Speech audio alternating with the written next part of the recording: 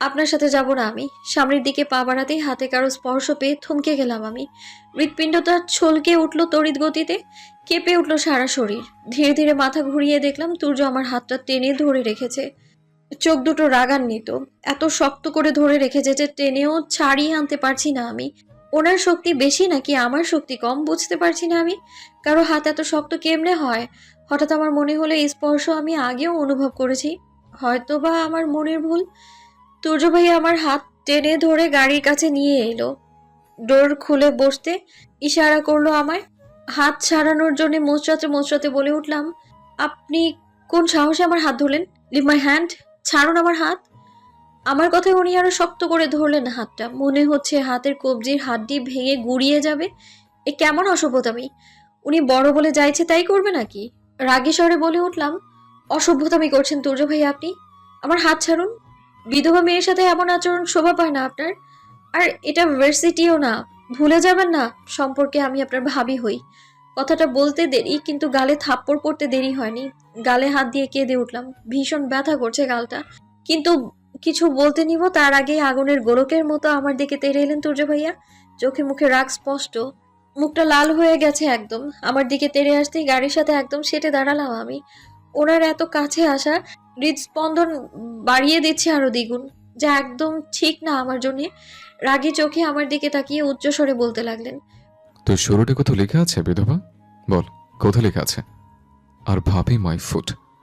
কোন দিক দিয়ে তুই আমার ভাবি লাগিস? যেখানে ভাই নেই সেখানে কিসের ভাবি? আর তোদের বিয়েও আমি দেখিনি। তুই কারো বউও না, আমার ভাবিও না। আর কি বললি তুই? আমি অসভ্য? তুর্য চৌধুরীকে অসভ্য বলার সুযোগ কখনো কেউ পায়নি। আরেকবার শুনলে তোর জিভ টেনে ছিঁড়ে ফেলবো আমি। ভয়ে চুপসে আছি আমি।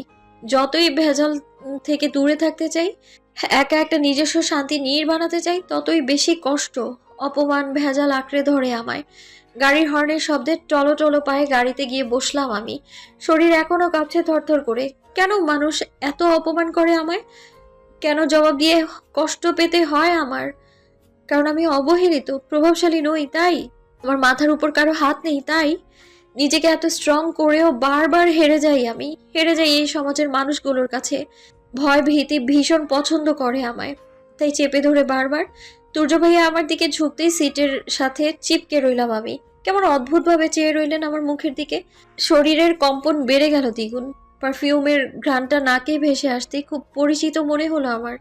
সিট বেল্ট বেঁধে দিয়ে সরে গেলেন তিনি। গাড়ি স্টার্ট দিতে দিতে বললেন, নিজেকে এত হেল্পলেস মনে করতে নেই। কেউ না কেউ নিশ্চয়ই আছে তোমার অসহায় জীবনের সহায় হওয়ার জন্য। অবাক চোখে তাকালাম আমি ওনার দিকে। ওনার দৃষ্টি সামনের দিকে। কি বলেন উনি? কেউ না কেউ আছে মানে? ওনার এই কথাটা একদমই মাথায় ঢুকলো না আমার। আর উনিও এমন ভান ধরে আছেন যেন কিছুই বলেননি এখন। দৃষ্টি সরিয়ে জানালা দিয়ে বাইরের দিকে তাকালাম আমি। বাতাসের দাপটে মাথার ঘোমটা পড়ে পড়ে যাচ্ছে বারবার। আচ্ছা, আজ এত বাতাস কেন? চারিদিকে এত শীতলতা কেন? এক নজরে তাকিয়ে রইলাম বাইরের দিকে। ব্যথায় টনটন করছে গাল। শ্রেয়ার চুলগুলো উড়ে এসে বাড়ি খাচ্ছে তুর্যর মুখের ওপর, কিন্তু এতে কোনো হেলদোল নেই তুর্যর। হঠাৎ গাড়ি থামাতেই চমকে উঠলাম আমি। তাকিয়ে দেখলাম একটা ফার্মাসির সামনে গাড়ি থামিয়ে আছেন তুর্য ভাইয়া। ওনার আবার কি হলো? গাড়ি থেকে বেরিয়ে ফার্মাসিতে ঢুকলেন তিনি। মিনিট পাঁচেক পর ফিরে আসলেন হাতে একটা পানির বোতল নিয়ে। ওনার হয়তো পানি পিপাসা পেয়েছিল, তাহলে ফার্মাসির দিকে কেন গেল? ধুর, এত ভেবে লাভ নেই। গাড়িতে বসে আমার দিকে একটা ট্যাবলেট এগিয়ে দিতেই আমি অবাক হলাম। ঔষধ? কিন্তু কেন? আমার কি কোনো রোগ হয়েছে? ওনার দিকে তাকাতেই বললেন, পেন কিলারটা খেয়ে নাও। তোর থাপ্পড় খেয়ে গাল ব্যথা করবে না তা হতেই পারে না। ইস, গালটা তো একদমই লাল হয়ে আছে। বেশ জোরেই লেগেছে, তাই না? ওনার কথায় গা জ্বলে উঠলো আমার। অযথা কারণে থাপ্পড় মেরে এখন আবার আদিকেতা দেখানো হচ্ছে। মুখ ফিরিয়ে নিলাম আমি। ওষুধটা হাতে নিয়ে আমার মুখের সামনে ধরলেন উনি। না নিয়ে বাইরে তাকিয়ে রইলাম আমি। খেয়ে নাও, নয়তো পরে তো আবার খালামের কাছে বলবে বেয়াদব তুর্য চৌধুরী আমায় মেরেছে। ওনার কথায় চোখ দুটো বড় বড় করে তাকালাম। উনি কিভাবে জানলেন আমি ওনাকে বেয়াদব ডাকি? চোখ দুটো হাতে বড় করলে তো বের হয়ে আসবে। পরে আমি চোখ কোথা থেকে আনবো বলো?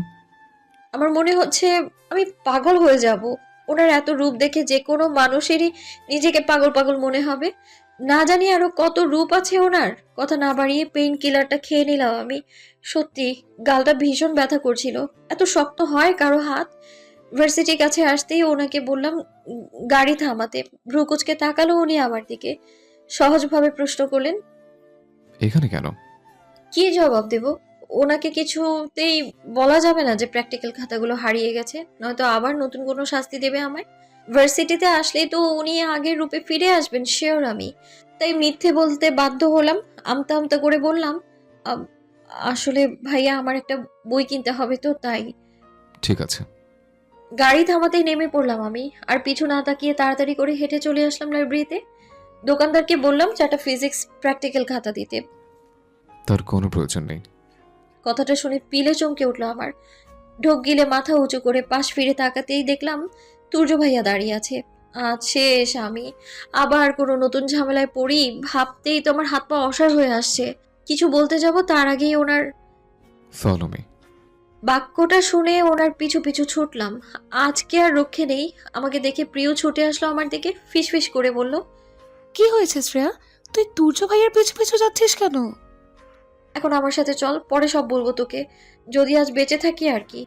তুর্য ভাইয়ার পিছু পিছু ওনাদের ক্লাসে আসলাম আমরা। সবার দৃষ্টি আমাদের দিকেই। এক কোণে দাঁড়িয়ে রইলাম দুজন।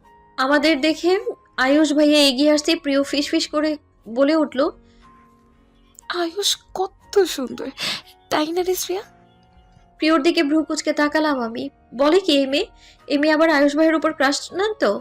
ক্রাশ খেয়েছিস? না তো, প্রথম দেখায় ভালোবেসে ফেলেছি। প্রিয় আয়ুষ ভাইয়াকে ভালোবাসে? তবে ওই চিরকুট আমার প্রতি আয়ুষ ভাইয়ের চাহনি? না, কিছুতেই প্রিয়কে কষ্ট পেতে দেওয়া যাবে না। মেয়েটা আমার জন্য অনেক করেছে। পাশে এসে দাঁড়িয়ে আয়ুষ ভাইয়া কিছু জিজ্ঞেস করবে এমন সময় তুর্যের রাগী কণ্ঠে ওনার দিকে দৃষ্টি নিবদ্ধ করলো সবাই। খাতাগুলো বের কর নিশে। কিসের খাতা তুর্য? বাঁকা হাসলেন তুর্য ভাইয়া। ও তুই জানিস না? তাহলে স্মরণ করিয়ে দিচ্ছি। শ্রেয়সীকে গতকাল যে প্র্যাকটিক্যাল খাতাগুলো করতে দেওয়া হয়েছিল সেগুলো। মানে? মানেটা খুব ইজি নিশে। এত বড় বারের মেয়ে হয়ে তুইও চুরি করে শুরু করে দিয়েছিস। তুই আমায় এমন করে বলতে পারিস না তুর্য। খাতাগুলো আমি নিয়েছি, তবে কোনো রিজন আছে, তাই না? নিশি আপুর কথায় বোঝার বাকি রইল না, কাল খাতাগুলো উনিই নিয়েছেন। শুরু থেকেই উনি কেমন যেন বিহেভ করতেন আমার সাথে। হয়তো অনেকের মতো তারও আমায় অপছন্দ। কি কারণ শুনি? প্রশ্নটা করে পাশের চেয়ারটাতে বসলেন তুর্য ভাইয়া। খাতাগুলো বের করে তুর্য ভাইয়ার সামনে রাখলো নিশি আপু। আমার দিকে অগ্নি চোখে তাকিয়ে বললেন, এই মেয়ে তোকে অপমান করেছে তুর্য। তুই ভালো করে জানিস তোকে কেউ অপমান করলে সেটা আমি কখনোই সহ্য করব না। তাই এই মেয়েকে শিক্ষা দেওয়ার জন্য খাতাগুলো সরিয়ে নিয়েছি আমি, যেন খাতাগুলো কমপ্লিট করতে না পারে আর সুযোগ হারিয়ে তোর কাছ থেকে কঠিন একটা শাস্তি পায়। আমি ভালো করেই জানি এই মেয়ে খাতা কিনে দুদিনে কমপ্লিট করতে পারবে না, কারণ এই মেয়ে তো একটা ফকিন্নির বাচ্চা। সাথে সাথেই আমার চোখ দিয়ে পানি গড়িয়ে পড়তে লাগলো। এমন একটা কথায় কলিজাটা ছিঁড়ে যাচ্ছে আমার। এখানে থাকলে আর নিজেকে সামলাতে পারবো না। আকস্মিক খাতাগুলো ছুঁড়ে ফেললেন তুর্য ভাইয়া। আমার দিকে একবার তাকিয়ে নিশি আপুর দিকে রক্তিম চোখে তাকালেন। ওই মেয়েকে শাস্তি দেওয়ার অধিকার শুধু আমার। ও আমার দোষী, তাই ওকে শাস্তি আমি দেব। তুই কি দেওয়ার? কেন এসেছিস আমাদের মাঝে? কোনো অধিকার নেই তোর বা অন্য কারো ওকে আঘাত করার। ওকে কষ্ট আঘাত দেওয়ার অধিকার শুধু আমার। আমার পেছন পেছন চাল চালিস। আজ বন্ধু বলে বেঁচে গেছিস, নয়তো এখানে জ্যান্ত পুঁতে ফেলতাম। উচ্চ স্বরে রেগে বললেন তুর্য। পাশের চেয়ারটাকে লাথি দিয়ে ফেলে দিলেন। আমার দিকে চোখ রাঙিয়ে বেরিয়ে গেলেন রুম থেকে। সবাই থমকালো ওনার কথায়। উনি কেন এইসব বললেন? সামান্য একটা ব্যাপারে এত রিয়্যাক্ট? ক্যাম্পাসের পেছনের দিকে পুকুরের পাড়ে বসে আছি আমি আর প্রিয়। পুকুরের পাশের এই দিকটা খুব নিরিবিলি থাকে। মাঝে মাঝে এক দুজন কাপল দেখা যায়। বকুল ফুলের ঘ্রাণে মাতোয়ারা হয়ে আছে চারদিকটা। একসময় খুব ইচ্ছে ছিল বকুল ফুলের মাতলা গেথে হাতে গলায় কানে দুল বানিয়ে পরবো। ইচ্ছেটা আমার ছিল বলে ভুল হবে। সেই আড়ালে থাকা মানুষটার ইচ্ছে ছিল আমায় এই রূপে দেখার। কিন্তু সময়ের সাথে সাথে ইচ্ছেগুলো হারিয়ে গেছে আমার জীবন থেকে, ঠিক সেই মানুষটার মতো। প্রিয় একটু পর পর আমার হাত খোঁচাচ্ছে। ভয়ে আটকে আছি আমি। এখনো দুজন তুর্য ভাইয়ার ওই রাগীর রূপটা দেখে এখনো ভয় পাচ্ছি। আমাদের এই দশা না জানি নিশি আপুর কি হয়েছে। ওনার এমন রূপের কথা শুধু লোক মুখে শুনেছিলাম, এখন তো নিজ চোখে সকাল থেকেই দেখে যাচ্ছি। আমি এতিম বলে কোনো বড়লোক বাড়ির মেয়ে না বলেই কি নিশিয়াপুর এত ক্ষোভ? তুর্য ভাইয়াকে অপমান করেছি বলে কি আমার প্রতি এত ক্ষোভ? কই, এসব কিছুই তো মনে হচ্ছে না। আমার কেন যেন মন বলছে ওনার খুব অন্য কোনো কারণে, এবং সেটা হয়তো আমাকেই ঘিরে। আচ্ছা, তুর্য ভাইয়া সামান্য একটা কারণে ওনাদের ফ্রেন্ডশিপ কেন নষ্ট করলেন? ওনার তো আরো খুশি হওয়ার কথা যে নিশি আপু আমার শাস্তি দেওয়ার জন্য ওনাকে সুযোগ করে দিয়েছে। তবে তিনি কেন এত রাগ দেখালেন? তখন থেকেই প্রশ্নগুলো মাথায় বারবার ঘুরঘুর করছে আমার মনের ভেতরে। আমার প্রশ্নের জবাব পেলাম প্রিয়র কথায়। চোখে মুখে ভয় নিয়ে প্রিয় বলে উঠল, আগে নুসাইবা আপুর মুখে শুনেছিলাম তুর্য ভাইয়া কত ডেঞ্জারাস, কিন্তু আপুর মোবাইলে ভাইয়ার পিক দেখে কখনো বিলিভই করিনি আমি। এত স্মার্ট একটা ছেলে, এত মায়ায় ভরা তার চেহারা, এমন মানুষের এত রাগ কী করে হতে পারে বল? তাই আপুকে বলতাম তুমি মিথ্যে বলো, যেন আমি তোমার ক্রাশের উপর ক্রাশ না খাই। তখন আপু বলতো একবার সামনাসামনি দেখিস তবেই বুঝবি তুর্য ভাইয়া কি জিনিস। ভালোই হয়েছে আপুর উদয় ভাইয়ার সাথে বিয়ে হয়ে গেছে, নয়তো এই লোকের পিছে সারা জীবন ঘুরলেও তার মন পেত না, উল্টো জ্বলে পুড়ে ভস্ম হয়ে যেত। প্রিয়র কথা আমি হাসবো না কাঁদবো ভাবছিলাম, তখনই আবার প্রিয় বলল, জানিস, আপু বলেছিল তুর্য ভাইয়া ওনার আর ওনার শত্রুর মাঝে অন্য কারো ইন্টারফেয়ার একদমই পছন্দ করেন না। ওনার শত্রুদের উনি নিজেই হ্যান্ডেল করতে পছন্দ করেন। তার মানে তুই বুঝতে পারছিস শ্রেয়া? প্রিয়র মুখে উচ্চারিত বাক্যে আমার আর বুঝতে বাকি রইল না যে আমি ওনার শত্রু। আমার আর ওনার মাঝে নিশি আপু বা হাত ঢুকিয়েছে, তাই ওনার এত রাগ উঠেছে। হয়তো এই কারণেই তখন ওইসব কথা বলছিলেন। নিজের দোষেই আজ এমন জালে ফেসে গেছি আমি। কি দরকার ছিল ওনার সাথে টক্কর নেয়ার? না জানিয়ে আরো কত কিছু ভোগ করতে হয় আমার। পাশে কারো উপস্থিতি টের পেয়ে ফিরে তাকালাম আমি। মুখে মুচকি হাসি নিয়ে দাঁড়িয়ে আছে আয়ুষ ভাইয়া। আয়ুষ ভাইয়াকে দেখে লজ্জায় রাঙা হয়ে উঠল প্রিয়র মুখটা। বুঝতে আর বাকি নেই বান্ধবী আমার কঠিন অসুখে ভুগছে, যার নাম প্রেমাসুখ। একটা দীর্ঘশ্বাস ফেললাম আমি। আল্লাহ যেন আমার ভয়টা সত্যি না করে, কোনোভাবেই যেন আমার জন্য এই মেয়েটা কষ্ট না পায়। আয়ুষ ভাইয়া যেন কখনো সেই মানুষটা না হোক। প্রিয়র ভালোবাসা যেন প্রিয়রই হয়। মুচকি হেসে আয়ুষ ভাইয়ার দিকে তাকালাম আমি। হাতের বইটা এগিয়ে দিলেন আমার দিকে। অবাক চোখে তাকাতেই উনি ইশারা করলেন বইটা নিতে। বইটা নিয়ে নিলাম আমি। হাতে নিয়ে দেখলাম এটা তো আমারই বই। গতকাল লাইব্রেরি থেকে নিয়েছিলাম। তুর্য ভাইয়ার ভয়ে ওনাদের ক্লাসেই রেখে চলে এসেছি আমি। ভালোই হয়েছে আয়ুষ ভাই নিয়ে এসেছেন, নয়তো জরিমানা দিতে হতো আমার। যা এই মুহূর্তে কোনোভাবেই সম্ভব হতো না। হাতে 1 টাকাও নেই। অন্যের থেকে ধার করা 500 টাকাই আছে। খাতা যেহেতু কিনিনি, ঋতু আপুর টাকা রীতি আপুকেই ফিরিয়ে দেব। বেচারির নিজেরও অনেক আর্থিক সমস্যা। একটু হেসে আয়ুষ ভাইয়াকে ধন্যবাদ জানালাম। হাসলেন তিনি। সামনের বেঞ্চিতে বসে এক নজরে তাকালেন আমাদের দুজনের দিকে। আপনাদের দুজনের সাথে কি 1 কাপ কফি খাওয়া যাবে? আয়ুষ ভাইয়ার কথায় একে অপরের দিকে তাকালাম দুজন। প্রিয়র চোখের ইশারায় রাজি হয়ে যেতে বলল, কিন্তু ভীষণ অস্বস্তিতে পড়ে গেলাম আমি। আয়ুষ ভাইয়া নিঃসন্দেহে ভালো ছেলে, কিন্তু ওনার চোখের চাহনি আমায় কেন যেন অন্য কিছু প্রকাশ করে। মনে হয় উনি আমায় পছন্দ করেন। সত্যি কি তাই, নাকি এটা শুধু সন্দেহ অথবা বোঝার ভুল? সমস্যা নেই, না খেতে চাইলে ইটস ওকে। তোমার বইটা দিতে এসেছিলাম, দুজন একা বসে আছো তাই ভাবলাম 1 কাপ চা খাওয়া যাক তোমাদের সাথে, আর তোমাদের সম্পর্কেও জানলাম। তাহলে আমি আসি। আয়ুষ ভাইয়া যেতে নিলেই হুড়মুড়িয়ে বলে উঠল প্রিয়, আমরা চা খেতে চাই ভাইয়া, কিন্তু শ্রেয়া ক্যান্টিনে যাবে না। ঠিক আছে, চা এখানেই চলে আসবে। কিছুক্ষণ ধরে কথা বলে যাচ্ছে আয়ুষ ভাইয়া আর প্রিয়। আমি এইদিকে সেই দিকে তাকাচ্ছি বারবার। আমার মন বলছে কেউ গভীর নজরে আমার দিকে তাকিয়ে আছে। আয়ুষ ভাইয়া নাকি অন্য কেউ। আয়ুষ ভাইয়ার দিকে তাকাতেই সাথে সাথে চোখ ফিরিয়ে নিলেন তিনি। চা শেষে উঠে দাঁড়ালাম আমি। একটু পরে ক্লাস আছে। প্রিয় ও আয়ুষ ভাইয়া কথা বলতে বলতে এগোচ্ছে, আমিও তাদের সাথে চলতে লাগলাম। ক্লাস শেষে বইটা লাইব্রেরিতে ফেরত দিতে যাব, তখন বইয়ের ভাঁজ থেকে একটা কাগজ গড়িয়ে পড়লো ফ্লোরে। কাগজটা তুলে দেখলাম সেই অচেনা মানুষটা লেখা চিরকুট। একটা শীতল স্রোত বয়ে গেল শির দ্বারায়। বুকটা ধুক করে উঠলো প্রিয়র দিকে তাকিয়ে। বইটা তো আয়ুষ ভাইয়া দিয়েছেন, তার মানে উনিই চিরকুট লেখক। তবে কি আমার ভয়টা সত্য প্রমাণিত হলো? চিরকুটটা প্রিয় দেখার আগেই ব্যাগে ঢুকিয়ে নিলাম আমি। মনের মধ্যে কান্নাগুলো দলা পাকিয়ে আসছে। ভীষণ কষ্ট হচ্ছে। আয়ুষ ভাইয়া চিরকুট লেখক হলে কিভাবে সহ্য করব আমি ওনাকে প্রিয়র পাশে? আর উনি বা মেনে নিবেন কি প্রিয়কে? মানুক বা না মানুক, আমি কখনোই আর কারো হচ্ছি না। আমার একটাই পরিচয়, আমি শ্রেয়সী। কোনো চিরকুট লেখক বা আয়ুষ ভাইয়া কারো পরিচয় আমার প্রয়োজন নেই। কিন্তু সেই মানুষটাকে আমি ভীষণ ভালোবাসি, ভীষণ ভালোবাসি আমি আপনাকে চিরকুট লেখক।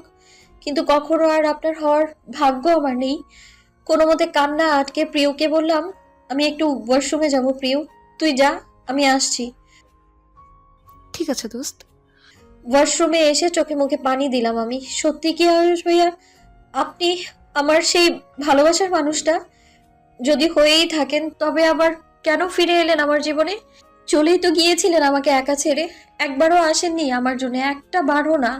অন্যের হাতে দিয়েছেন আমায়। স্বামী নামক নরপশুটা শেষ করে দিয়েছে আমার জীবন।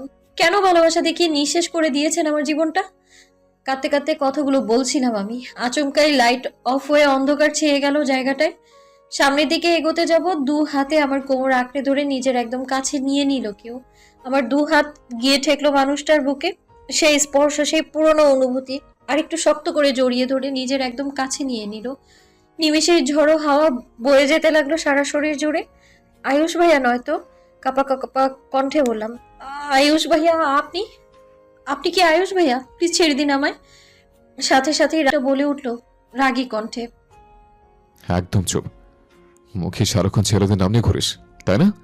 ছেলেদের সাথে কথা বলিস, ঘুরঘুর করিস। বেধবা হয়েও তোর স্বাদ মেটেনি, তাই না? পাখির মতো উড়ে বেড়াচ্ছিস। লাজ লজ্জা কিছু নেই তোর? তোর এই কণ্ঠ আমি রাখবো না কোনো ছেলের সাথে কথা বলার জন্য। কথাটা বলেই লোকটার সাথে সাথে আমার গলা চেপে ধরলো। এত শক্ত করে ধরেছে মনে হচ্ছে এই বুঝি নিঃশ্বাসটা বন্ধ হয়ে যাবে আমার। হাত দিয়ে ছাড়াতে চাইলাম কিন্তু পেরে উঠলাম না তার শক্তির সাথে। উপায় না পেয়ে তার বুকে দুই হাত ঠেকিয়ে ঠেলতে লাগলাম আমি। আমার গলা ছেড়ে দিল লোকটা। কাশতে কাশতে অবস্থা খারাপ হয়ে গেছে আমার। কিছুটা দূরে সরে আসতেই হাতটা টেনে একবার একদম নিজের সাথে শক্ত করে জড়িয়ে বুকে জড়িয়ে নিলেন আমায়। জোর করে আমার মাথাটা বুকে চেপে ধরে রাখতেই ওনার হৃৎপিণ্ডের ধুকপুকানি আমার কানে এসে বাড়ি খেতে লাগলো বারবার। লোকটার হৃৎপিণ্ডের হৃস্পন্দনগুলো কেমন ঘোরে নিয়ে যেতে লাগলো আমায়। আমার মাথায় হাত বুলাতে বুলাতে লোকটা বলে উঠলো, আই এম সরি জান, কিন্তু এই শাস্তিটা তুমি ডিজার্ভ করো। আর কখনো যদি কোনো ছেলের সাথে কথা বলতে দেখেছি তবে তুমি খুন করে তবেই দম নেব আমি।